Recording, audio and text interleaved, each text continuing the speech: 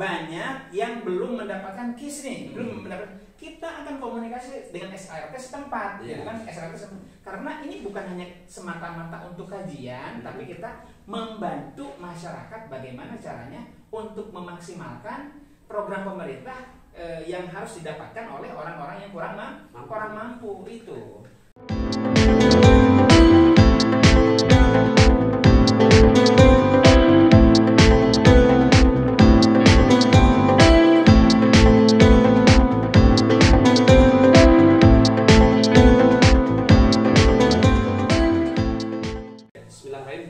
Assalamualaikum warahmatullahi wabarakatuh. Ketemu di podcast pertama kita dengan Lembaga Kajian Sosial Kemasyarakatan. Ini adalah podcast edisi pertama kita. Nama saya, perkenalkan ya, nama saya Eva Royandi, selaku yang punya tempat di sini, dan terkait dengan podcast tersebut nanti akan khusus disponsori oleh Kang Wirdi ya, dari Lembaga Kajian Sosial Kemasyarakatan. Jadi kita perkenalan dulu di edisi pertama ini yang punya podcast kita tentang Lembaga Kajian Sosial Kemasyarakatan. Kang Wirdi, nama lengkapnya? Nama saya Firdian M. Hajafar. Iya. Panggilannya biasa teman-teman itu, rekan-rekan semua manggil saya Firdi. Firdi. Iya, Firdi. Asal dari? Saya asal dari Cianjur, pindah ke kota Depok ini karena saya memang nikah sama orang Depok asli ya. Ya, kalau saya asli dari Sukabumi. Sukabumi ya. Sukabumi, dan ke Depok ini ya karena bekerja di Depok. Bukan di Depok ya? Ya, bekerja di Depok sebagai pendamping PKH di Depok. Terus kita nih apa nih tujuan dari diadakannya podcast ini nih Kang? Ya, sebetulnya kita ingin memberikan informasi kepada masyarakat untuk mencerdaskan masyarakat terkait dengan yang berkaitan dengan sosial kemasyarakatan. Nah, sosial kemasyarakatan itu kan ini sangat luas sekali ya. Ya, betul. Baik itu di pendidikan, baik itu di bansos, baik itu di lingkungan pemberdayaan kemasyarakatan, itu sangat luas sekali. Nah, makanya tujuan dari pembuatan podcast ini untuk memberikan kebermanfaatan luas untuk masyarakat, untuk mencerdaskan dan informasi ke masyarakat semua sih. Betul. Jadi sebenarnya podcast ini bukan hal baru sebetulnya, bukan baru dan masyarakat sudah terkenal ya. Nah, betul. Nah, cuman ya kita bergerak untuk memberikan suatu manfaat lain lah. Ya. Kayak di pergerakan sosial ini kayaknya masih kurang untuk mencerdaskan di bidang sosial atau karakter lah ya kalau sosial itu. Nah, selanjutnya di edisi pertama ini kita akan membahas terkait dengan PKH ya kan, PKH dan kartu, khusus kita bicara kartu. Karena ini di masyarakat nih kan sebagai konsen dari misalnya lembaga kajian yang perlu tentunya memiliki pemerhatian yang tinggi ya, terhadap masalah-masalah sosial yang ada di masyarakat. Karena masyarakat masih menganggap misalnya PKH itu apa, sedikit-sedikit PKH kadang. Iya. Saya dapat kartu merah putih sedikit-sedikit PKH. Ini kartu PKH gitu ya? ya. Ini kartu PKH. Dan ini kita harus saling memberikan informasi. Jangan sampai masyarakat mendapatkan informasi yang salah. Iya. Nah, ini kita ngobrol santai di sini terkait kartu PKH dan kartu PPKM, kartu Covid dan lain-lain gitu lah. Iya. Padahal itu namanya tuh memang KKS ya. KKS sebenarnya. KKS itu singkatan apa? KKS itu ya kartu keluarga sejahtera. Kartu keluarga sejahtera. Nah, itu membedakannya PKH dan bukan PKH itu gimana? Ya gini, sebetulnya kan itu memiliki beberapa program ya. Ada program khususnya, ada program di PFM dan DSK ya kan ya.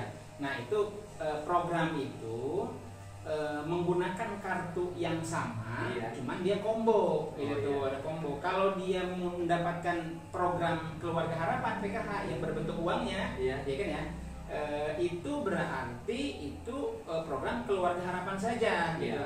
Kalau mendapatkan kartu yang sama bentuknya, itu belum tentu PKH, tapi ada program-program lainnya ya, seperti program sembako ya kan, atau mungkin BSP, BPNT ya gitu. Nah, jadi jangan sampai mengeneralisir kartu yang didapatkan, kartu yang merah putih KKS itu disebut dengan kartu PKH.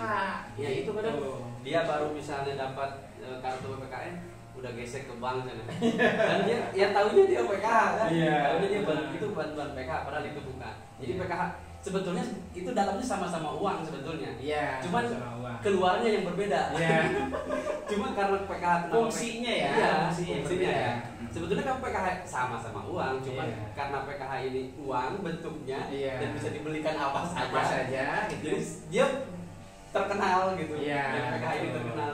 Ya kan sebetulnya yang bantuan pangan pun uang. Tapi dia nanti harus dibelanjakan dalam berbentuk pangan gitu kan. Dibelikan dalam berbentuk pangan itu. Nah, ada juga nih Bang masyarakat setelah itu bagaimana nih cara daftarnya, cara daftar. Nah, ini harus perlu dijelaskan nih ke masyarakat. Kenapa kok saya nggak dapat untung saya daftar gitu. Kadang misalnya dia yang ikut dengan keluarganya nih Pak, ayah ibunya yang ibunya dapat misalnya, kan otomatis anaknya pun dapat. Tidak itu bantuan itu bukan untuk satu orang, itu untuk satu keluarga. Iya kan? Betul. Untuk satu keluarga. Jadi memang harus dipahami secara mendasar ya. Harus dipahami secara mendasar bahwa untuk mendapatkan bantuan sosial bukan hanya PKH saja, tapi untuk secara keseluruhan ada KIS ya, ada KIS PBI ya. Terus ada juga bantuan sosial KIP gitu. Terus ada juga PKH, ada program sembako. Gimana sih caranya untuk mendapatkan bantuan tersebut kira-kira gitu ya? Nah, mungkin satu dari antara yang lain, yang pertama itu harus masuk ke data terpadu kesejahteraan sosial dulu. Harus masuk dulu ke DTKS dulu Kang. Jadi kalau ada di antara masyarakat kita atau mungkin Pak RT ada masyarakatnya nih yang kurang mampu, itu bisa didaftarkan ke DTKS gitu. Masuk ke DTKS itu bukan untuk mendapatkan bantuan, tapi untuk syarat utama nih, yang pertamanya dulu nih, karena Kementerian Sosial baik itu Kementerian Pendidikan, Kementerian Kesehatan untuk memasuki ke program-program yang tadi itu ada KIS-nya, ada KIP-nya ya kan ya, itu akan narik di DTKS, makanya harus masuk dulu ke DTKS. Sekarang gimana caranya supaya untuk masuk ke DTKS nih, kan gitu ya? Nah pertanyaannya ya, nah bisa langsung datang ke kelurahan masing-masing itu. Ada SLRT namanya. Nanti kalau seandainya itu layak untuk mendapatkan bantuan, nanti dari fasilitator SLRT akan bukan memantau ya. Jadi apa namanya? Memverifikasi. Iya, memverifikasi ya, setelah verifikasi cek gitu ya. Karena dia itu miskin atau tidak. Itu layak atau mungkin layak, tidak. Layak atau tidak. Karena memang berbicara terkait dengan orang tidak mampu, miskin atau tidak ini memang ini sensitif ya. Sensitif dan ukurannya itu memang agak, misalnya dari kepemilikan aset, rumah dan lain-lain itu cukup penting tuh, dan juga bagaimana misalnya kesadaran. Nah, dari kesadaran dari itu yang penting ya. Itu yang penting. Bagaimana saya mendefinisikan diri saya ini mampu atau tidak sebagai individu, sebagai keluarga gitu kan. Seperti itu kadang. Nah, iya makanya saya garis bawahi terkait dengan kesadaran tadi ya. Masya Allah, itu kesadaran itu yang paling penting di antara segalanya. Karena banyak orang yang terlihat mampu, baik itu dia punya kendaraan pribadi secara kasat mata nih, ada mobil, ada motor gitu kan. Mereka juga ya pengen juga gitu kalau semuanya sudah dapat kan gitu. Harus menyadari bahwa ini saya tuh mampu atau tidak, karena untuk benar-benar yang bagi yang tidak mampu sebetulnya, kasihan bagi yang tidak mampu.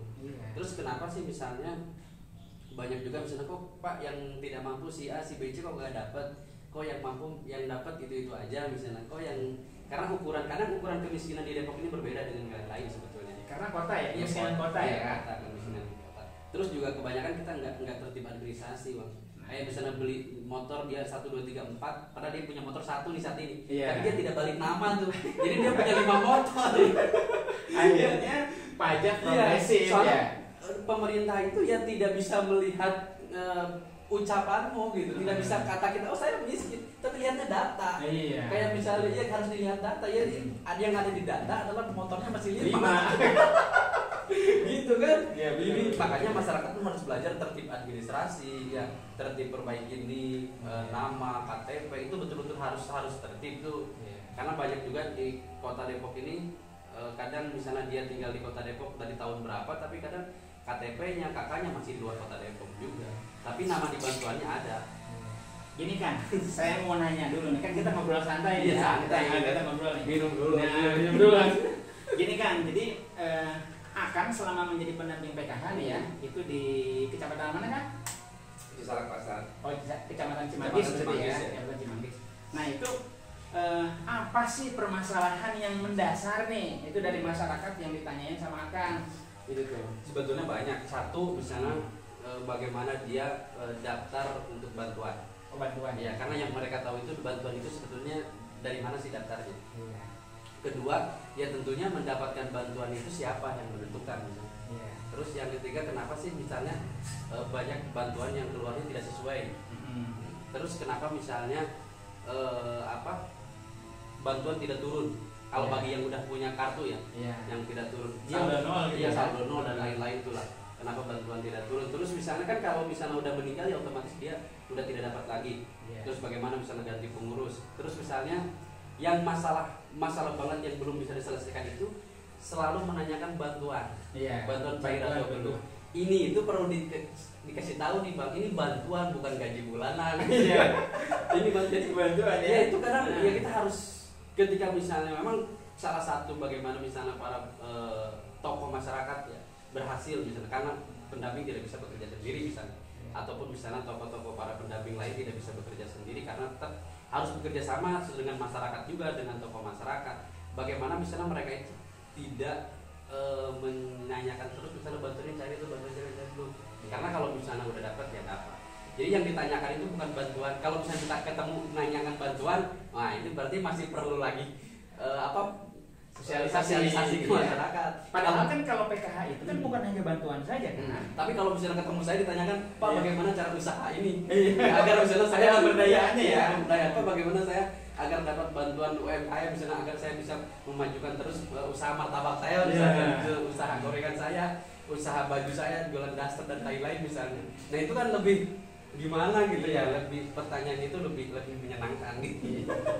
Jadi memang Akang juga mungkin sebagai pendamping PKH itu akan termotivasi, akan terdorong ketika ada KPM yang menanyakan bagaimana usaha saya supaya meningkat gitu ya. Akhirnya berpikir keras untuk bagaimana caranya usaha tersebut itu meningkat gitu ya. Terus juga pendidikan kan. Pendidikan. Ini masalah yang selanjutnya masalah pendidikan. Jadi perlu kita ketahui bahwa memang salah satu ya, tidak semuanya sih, salah satu untuk merubah status keadaan kemiskinan di masyarakat itu melalui pendidikan. Kan nanti kalau anaknya ada yang kuliah, ini sudah lengkap sekali lah beasiswa untuk PKH ini. Kan dari SD, dari hamil malah kan? Dari hamil. Iya kan, dari hamil sampai SMA dijamin oleh PKH gitu. Keluar situ ada KIP kuliah. Sampai S2 malah Kementerian Keuangan mengeluarkan. Jadi kurang apa lagi gitu. Sehingga bagaimana orang tua memberikan motivasi kepada anak ya. Dan kalau misalnya ketemu pendamping tanya dong, Pak bagaimana sih anak saya supaya rajin belajarnya, Pak bagaimana sih supaya anak saya misalnya bisa lanjut kuliah dan lain-lain. Jangan nanyakan misalnya bantuan. Ya bantuan itu kalau udah waktunya pasti turun gitu. Berarti secara tidak langsung gini kan. Jadi pola itu loh, merubah pola itu bukan merubah ya, kayak kita memberikan stimulus sedikit-sedikit dia pola pikirnya berubah ke situ gitu. Jadi gini, secara sistematis kan banyak nih yang mengkritisi pemerintah nih. Secara sistematis berarti program keluarga harapan ini itu termasuk berhasil dari pemerintah ya. Betul, sebetulnya. Berhasil ya. Itu kita juga gini kan, gitu. Jadi banyak sekali nih kan, gitu yang mempertanyakan juga nih, yang mempertanyakan terkait dengan P2K2 kan. Gitu, P2K2 ini tuh kadang-kadang ada yang bertanya nih di tengah-tengah atau mungkin di situasi situasi perpolitikan ya. Kita nyerempet-nyerempet aja nih kan gitu. Kemana-mana aja gitu. Nyerempet-nyerempet aja kemana-mana. Karena ini kita podcast pertama. Edisi pertama. Jadi perlu diketahui ini adalah podcast pertama kita, edisi pertama kita. Jadi ini semacam garis besarnya dulu. Besar ya. Ini terkait dengan perpolitikan kan. Khawatir. Kan ini ada P2K2 nih, biasanya kan ada pertemuan-pertemuan setiap bulannya nih. Nah itu kira-kira itu suka dianggap nggak sih sama masyarakat gitu kan, atau mungkin sama pejabat setempat gitu kan ya, wah ini PKH masuk politik nih gitu kan. Kalau menurut Kang Royadi gimana? Ya sebetulnya P2K itu kan untuk tetap meningkatkan kemampuan keluarga ya. Kemampuan keluarga dalam memahami misalnya tentang pendidikan. Jadi nggak ada politik-politik ya kan ya? Nggak ada ya. Iya, kan gitu. Saya nggak ada kepentingan politik juga. Jadi intinya mah untuk memberikan kebermanfaatan. KTP saya bukan KTP Depok juga. Tapi yang kita sebagai apa ya, sebagai pilar sosial lah ya, sebagai orang sosial yang tetap memiliki kepedulian sosial untuk sama-sama mengabdi kepada bangsa dan negara gitu. Salah satunya ya di Depok ini gitu. Siapa tahu nanti dari generasi PKH itu muncul anak-anak yang luar biasa menjadi tokoh masyarakat dan generasi bangsa di Indonesia ya. Cita-citanya seperti itu. Tujuan utamanya. Karena kalau misalnya bukan melalui pendidikan yang saya lihat di lapangan, pendidikan dan usaha, apalagi gitu. Iya. Ya, kesempatan untuk meningkatkan kesejahteraan itu melalui pemberdayaan itu yang harus kita gunakan kan semaksimal mungkin. Nah makanya kalau seandainya ada pertemuan-pertemuan PKH itu memang jangan sampai kita suzon-suzonan ya kan betul. Ya karena memang kita di lapangan itu untuk memberikan informasi yang jelas terkait bagaimana caranya usaha, bagaimana caranya ngurus anak ya kan bagaimana caranya supaya apa lagi kan? Ya kesehatan juga. Kesehatan juga ya. Kalau misalnya kita sakit juga nggak bisa ngapa-ngapain. Ya kan? Jadi kayak misalnya gizi buruk dan itu harus betul kita hadapi bersama. Terutama ya kesehatan nomor 1 supaya misalnya anaknya nanti bisa melanjutkan pendidikan yang lebih tinggi lagi seperti itu. Karena terkait bantuan-bantuan kayak DTKS tadi sebetulnya masyarakat udah sebagian tahu lah ya, sebagian udah cukup tahu dan mudah-mudahan dengan adanya podcast kita pertama ini nanti kita akan bahas DTKS satu khusus misalnya bagaimana misalnya dia daftar tadi udah dikasih tahu daftar datang ke SLP dan lain-lain seperti itu. Tapi yang sebetulnya yang pentingnya itu yang tadi kesadaran itu. Iya, kesadaran itu cukup penting bagaimana kita menyadarkan masyarakat ini. Ya, bukan ingin menyadarkan masyarakat gimana nih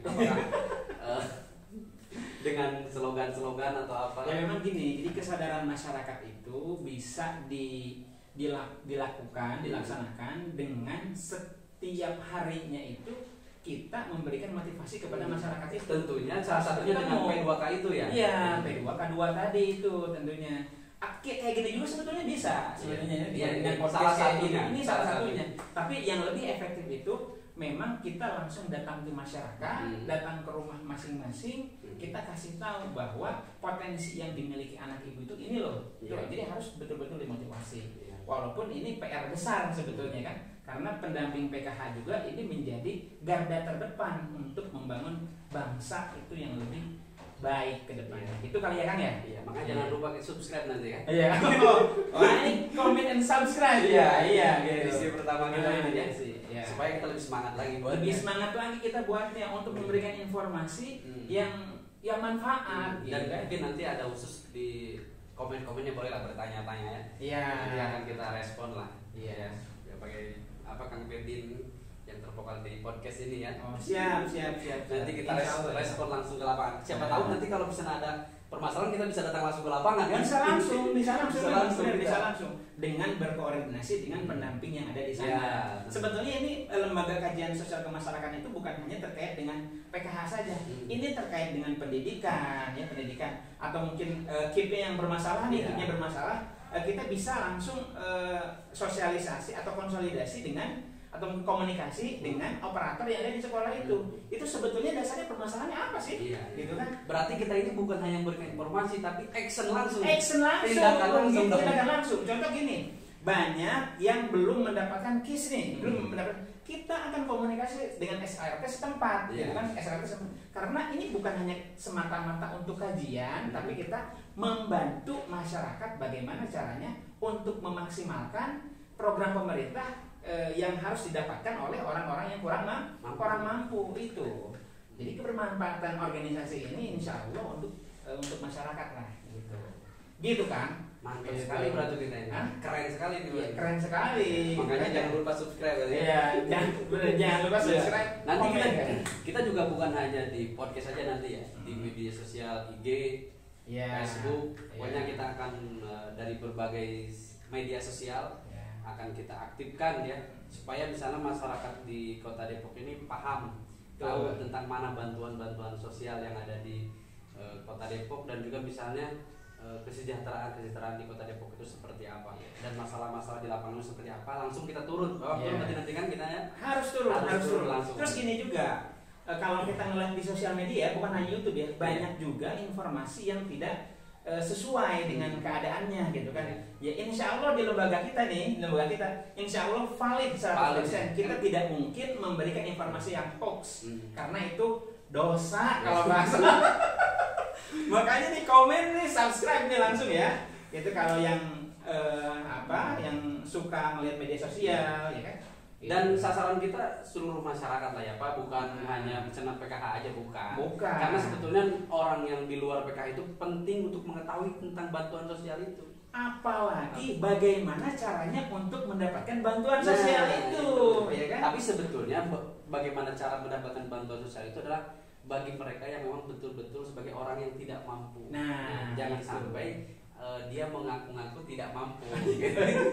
Jangan sampai jangan untuk menghindari orang-orang itulah. Tapi kalau misalnya ada orang itu yang mendapatkan bantuan, cepat sadarlah gitu. Iya. Memang setelah pandemi ini kan bantuan ini kayak menjadi suatu yang tren. Kementerian Sosial jadi terkenal, Dinas Sosial jadi terkenal. Pokoknya orang-orang sosial semuanya jadi terkenal. Karena setelah COVID ramai bantuan. Jadi hits banget ya. Hits banget nih bantuan. Mengalahkan menteri-menteri lain. Tapi Pak ini bukan perlombaan. Iya, bukan perlombaan. Tapi sekarang ini udah tenar banget. Iya, udah tenar banget ya. Betul. Siapa sih sekarang yang nggak kenal Bu Risma? Karena gitu ya. Yang nggak kenal PKH itu siapa? Iya. Bahkan yang mendapatkan kartu baru nih PPKM pun kalau datang-datang Pak, ini saya kartu PKH saya hilang misalnya, kartu PKH nyebutnya gitu kan, bukan kartu PPKM. Iya. Nah jadi ini harus digarisbawahi ya oleh netizen semuanya, masyarakat itu harus digarisbawahi bahwa tidak semuanya kartu merah putih, kartu KKS itu adalah kartu program keluarga harapan. Ya. Tapi ada kartu sembako juga ya. Iya, kartu sembako khusus, ada kartu sembako. Dan untuk PPKM ini mungkin kita tidak bisa memprediksi dia sampai kapan. Tidak bisa diprediksi. Dan sebetulnya pertanyaannya kadang di masyarakat tuh bertanya, kadang orang-orang ini bertanya ke saya, sampai kapan ini pemerintah kuat gitu. Keuangan negara itu sampai kapan? Karena kedepannya tetap aja kita harus bisa mandiri, harus bisa keluar dari situ. Karena PKH pun ada program graduasi kan Kang ya. Nah itu harus perlu diketahui. Jadi harus ada titik di mana si orang itu atau KPM itu, keluarga yang menerima bantuan itu mampu. Dia dalam arti mampu itu ya cukup lah ya Bang. Karena kalau misalnya berbicara tentang keinginan ya nggak bakalan selesai ya. Yang penting cukup kebutuhan terpenuhi gitu. Untuk kebutuhan mendasar ya. Iya, kebutuhan mendasar. Makan, sekolah, pakaian, rumah ya. Ya maksudnya kontrakan bisa minimal kayak gitu. Seperti itu. Dan ya bantuan listrik pemerintah juga ada sebetulnya kan. Subsidi ya. Subsidi listrik. Subsidi gas ya. Iya, semuanya banyak juga. Luar biasa lah apa yang tinggal bagaimana kita memanfaatkan dan menerima program itu dengan baik. Tapi terkadang gini, banyak program pemerintah tapi tidak maksimal di dalam pemberitahuan atau mungkin dari masyarakatnya, dari pemerintah untuk ke masyarakat. Jadinya yang tahu itu orang-orang tertentu saja. Nah makanya untuk mengetahui sejarah sejelasnya itu subscribe dulu nih. Betul. Kita akan informasikan secara jelas ya. Dan nanti rakyat luas. Kita kedepannya akan banyak undang-undang pilar sosial lah ya. 1, 2, 3 kita hadirkan di sini. Atau bisa nanti masyarakat sendiri yang mengalaminya kita bisa diundang ke sini sebagai contoh studi kasus dan lain-lain. Agar memang real kita betul-betul bisa bukan hanya memberikan informasi, tapi kita juga memberikan suatu tindakan langsung kepada masyarakat. Gitu. Informasi dan aksi ya. Betul, informasi dan aksi. Slogan kita ya itu ya. Oh iya kali ya. Berinformasi aksi ya. Jadi bukan hanya memberikan informasi saja. Kalau bisa informasi siapa aja bisa nih. Nah, tapi perbedaan dari podcast lainnya kita langsung aksi ya. Iya, betul. Jadi bukan informasi aja. Bukan informasi saja.